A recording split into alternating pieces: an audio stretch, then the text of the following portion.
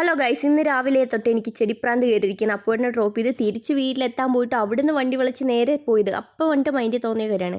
നേരെ പോയി നോക്കിയപ്പം എനിക്ക് കുറച്ച് ബുഷി ടൈപ്പ് ഇൻഡോർ ടൈപ്പ് എന്തെങ്കിലും വേണമെന്നും പറഞ്ഞ് പോയതാണ്. നമ്മുടെ ഈ വീട്ടിലൊക്കെ പോലെ പിടിച്ച് നിൽക്കുന്ന ചെടിയൊക്കെ 300-400 രൂപ വില. ഈ ഒരു ചെടി വന്നിട്ട് പേര് ഞാൻ മറന്നു. അതിൻ്റെയൊക്കെ ഇതെന്തോ വാസ്തു റിലേറ്റഡ് ആയിട്ടുള്ളതാണ്. എനിക്കിഷ്ടപ്പെട്ട 2 ഞാൻ എടുത്തു, 3 എടുത്തു.